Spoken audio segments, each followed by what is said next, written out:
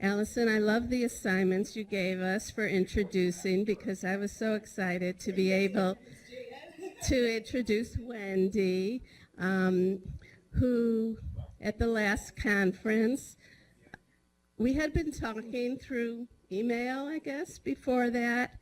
And then when she came to the conference, it was so incredible to meet her. And probably her greatest accomplishment are her two children, Josh and Chloe. And but Wendy just had so many questions. Our organization, when she found out about us, she just hit the ground running and just wanted so much to have something similar in the UK. And I have so much admiration for her, and she's so inspirational because in 3 years, she has done so much over there, and she's going to be telling us all about it. And we were just talking about asking questions, but that's really how you figured it out, what to do, by just asking us a million questions. How did we do it? And she did it, and she's going to tell us about it. Thank you, Jan. Okay, I think Jan mentioned I have 2 children, Chloe, who is 12, and Josh, who is 9, who has Norrie disease. I am chair and co-founder of the UK Norrie Disease Foundation. And first of all, I'd just like to say it's absolutely been so lovely meeting you all. Can you hear me now? Yeah. Great. I can't hear you. Okay, I just sort of pushed the keyboard in a bit, so I'm just going to make sure I haven't lost my up and down page. Right, there we go. I just first of all like to say it's been so lovely meeting you all this year, really, really nice, and amazing to hear about all the work that the NDA are doing to support the global Norrie community. The NDF are a very new charity, as Jan has said. Of course, we are tiny, and we really value being able to work alongside the NDA and to collaborate with the NDA. I would also like to start by saying that I'm not sure the NDF, which is the Norrie Disease Foundation, would exist if I hadn't been lucky enough to come to the NDA conference in 2015. That was, in fact, my first opportunity to meet a Norrie family. So I had to come all the way here to do it. And of course, I didn't just meet one family, I met quite a lot of Norrie families, which is a really, really powerful experience. And this experience, in fact, really enabled me to appreciate the power of being together with a rare disease community under one roof, and to experience the support and be part of that, benefit from the support that families were able to give each other. How's that? Is that okay? Can you hear me? Yeah. Okay. Nathan in the back is having a little bit. So Nathan, can you hear?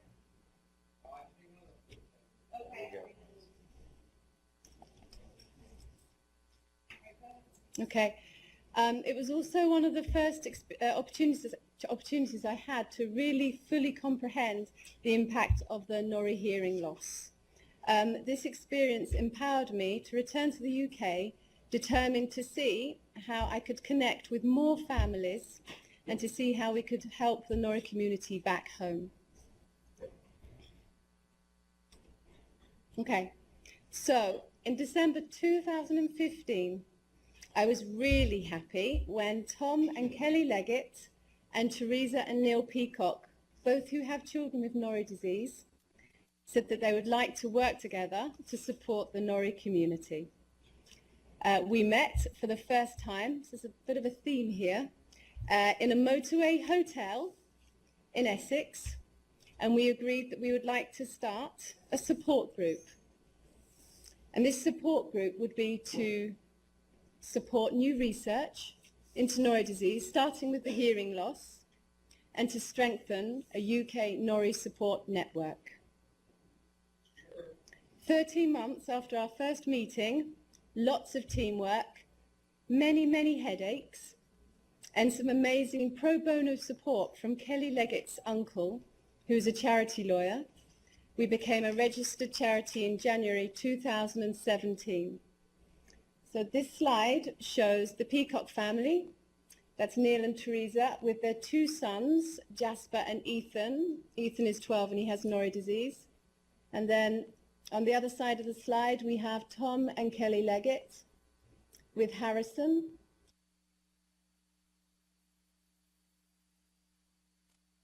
Myself and Simon with Chloe, our daughter, who's 12, and Josh, who's 9 years old and has Norrie disease. After our registration as a charity, we quickly got to work with our mission. The Norrie community in the UK, I'd like to say, have been amazing in sharing their stories and their experiences with us. It's been a really crucial part in getting to where we are, is the support that they have shown us. And they've helped enormously with raising the awareness of the work that the Norrie Disease Foundation are doing and supporting its growth.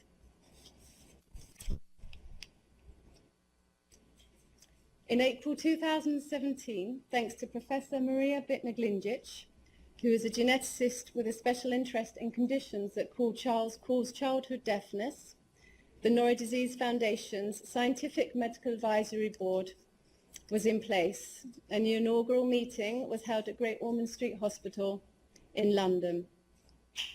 This was the first time in the UK that professionals had sat around a table together to share information and learn about Norrie disease so that they could grow their body of information. The Medical Advisory Board consists of international researchers and doctors, including specialists in endocrinology, audiology, ophthalmology, neurodevelopment, and genetics. The slide shows our board at the launch, in fact, of the Norrie Disease Foundation. I'm not a member of the Medical Advisory Board. I snuck in there, and obviously. And I shall just read out the names for those of you who are interested on our Medical Advisory Board, but he's not in the picture, is Professor Wolfgang Berger, Professor Maria Bittner-Glingic, Professor Michiel Ditani, Mr. Robert Henderson, Dr. Ngozi Oleone, Dr. Tony Siramana, Mr. Chen Wong, Professor Corner Cross, Professor Jane Sowden, and Professor Andy Forge. In May 2017, we had the official launch of the Norrie Disease Foundation at University College London, Great Ormond Street Hospital at the Institute of Child Health. The launch was attended by 14 families, most of who had never met another Norrie family before. And it was also attended by the Medical Advisory Board and sensory teams from across the UK. The launch was opened by Ethan Peacock, who is 12, and he read an amazing speech about what the Norrie Disease Foundation meant to him. And there was barely a dry eye in the house after he'd finished, including myself. These photos show, I think they really set the atmosphere for the launch. It was an informal launch. Dr. Amina Al-Yassin gave a speech about her wishes to support the Norrie community. We have a family in the middle there, it's the Adams family. They were really late because it took them so long to get to London from where they live, I think, which is quite a long way away in Southampton. I think by the time they arrived, we were finishing. I think it took them 9 hours to get there, but they said they were so pleased that they'd made the journey because it was the first time they'd met another Norrie family. We had a music workshop, which was lots of fun. And this is another one of our dear community in the UK, another family with Karen. The centre picture is Professor Maria Bittner-Glingic, and the bottom picture just shows the families meeting, in fact, and speaking with the Medical Advisory Board. After the launch, we had a chance to reset ourselves and spend some time concentrating on growing our team because we really needed some extra manpower.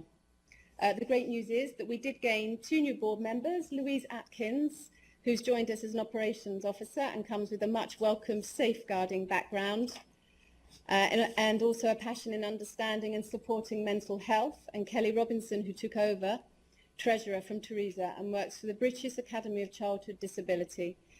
She has some great networks in that field, and she's also helping us with fundraising events. So this year we have secured places in the London Marathon, which is super exciting for us.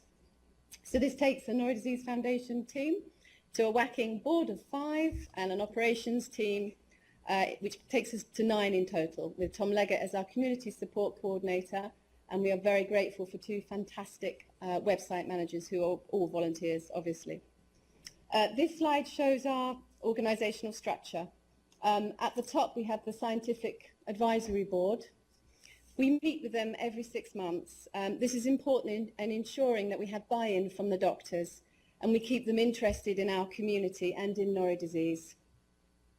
The next circle shows our research. We have been active in advocating for research to be undertaken in Norrie and have been successful in securing funding from Sparks and New Life. This is for a 2-year PhD and 1 postdoc, and also for a clinical fellowship to undertake a natural history study. On the other side, we support families by hosting regular social events. And the unique feature about the social events is that the families actually get the opportunity to mix with the Medical Advisory Board. And we hear from our community that they like and they really value being able to talk to a Medical Advisory Board outside the constraints of hospital rooms. Okay, in this box here, we collaborate with the Norrie Disease Association. We support the Norrie Community through family days. We were very lucky to be given a place on the Find a Cure peer mentoring program. We had an amazing mentor for a year who started us at the very early stages with our planning and strategies. We meet families, or families are introduced to us through contact of family. And the final box here are professional bodies. We are working with the British Academy of Childhood Disability, the RCPCH Visual Impairment and Special Interest Group. This slide shows our Genetic Disorders Genes for Genes Day campaign. This will be our 2nd year taking part, and this is a fantastic initiative where on Friday the 21st September this year, schools and workplaces can choose a charity of their choice, their rare genes, and make a donation to the charity. And it was also thanks to Genetic Disorders UK that we got our first grant of £5,000 to hold a funded family day. Right, this is our timeline, so don't panic because we're nearly at the end. I'm going to start with the PhD, which started in October 2017. This was great news for us. The grant amount was £89,000, and this is for a PhD looking at when and if a healthy copy of the affected gene can be used to correct the mutation and prevent any further hearing loss. We're halfway through now, and the PhD will be finished in September 2019. This was funded by New Life and Sparks, and it's being conducted under the management of Professor Maria Bitt-McGlinditch. Here are a couple of photos of 2 of our community meets. They're both in, well, that one's in a very rainy London, as you can see. That was our very first meeting in a playground. We're all freezing cold, but it was fun. It was really lovely, and it was fun. You can see the youngest Norrie boy there, I think, was about 2 or 3, and the oldest was 12. It was Ethan. In the next slide, this is, again, in a rainy day in London, hence why we're inside. I love this picture. It is just our Norrie boys and men. And you can just see the tiny little baby there. Their baby is 2. And then the oldest man in the picture, I think, is 32. And there are 1, 2, 3, 4, 5, 6, 7, 8. 8 people in that photo. And a guide dog, Pilot, who we love. This was some more great news for us. Great Ormond Street Hospital will be opening a new Sight and Sound hospital. It will be affiliated to Great Ormond Street Hospital. Norrie disease is one of the conditions that they will treat. And the great news for our community is it means access to multidisciplinary clinics. So families won't have to come up twice to have the same condition treated. They can come up once and have both aspects, hearing and eyes, looked at the same time, which will make an enormous difference to families who are always strapped for time, child support, etc. We asked our community what they would like from us. They want funded family days so they can meet each other. They want us to continue with the research into the hearing loss. They want research into ophthalmology, endocrinology, the vasculature and the neurological side of Norrie. They felt very strongly about better and earlier access to mental health support, access to multidisciplinary clinics, and again, research into the neurological side of Norrie disease. They want us to produce a downloadable leaflet that we can make sure regional hospitals and GP surgeries can access to take the burden off families having to keep explaining things over and over again. Next steps. We are going to have a Norrie Disease Awareness Week in November, and this will end with a funded Norrie Disease Family Meet. We are just about to start working on the information leaflet for hospitals and GP clinics. We will have a funded family day in February to celebrate Rare Disease Day. We are looking at exploring ways of working with other UK-based charities. Sense is one of those. I'm not sure if you're familiar, but again, they support deaf-blind communities. We need to look at setting up a Norrie disease patient registry. Great Ormond Street Hospital are now able to accept referrals from Norrie families for ophthalmology and audiology in the Greater London areas, which is really good news. And they will liaise with regional hospitals and on care plans for families outside these areas, which is brilliant because it will bring the Norrie care closer for our community. And we have just started work for a research paper looking at the impact of visual impairment and deteriorating hearing loss in mental health in children. That is all from us. Thank you so much for letting the NDF present.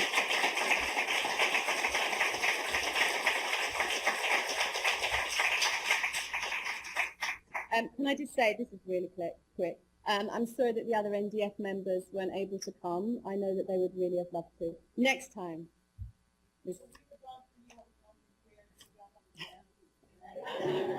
Come over. Yeah.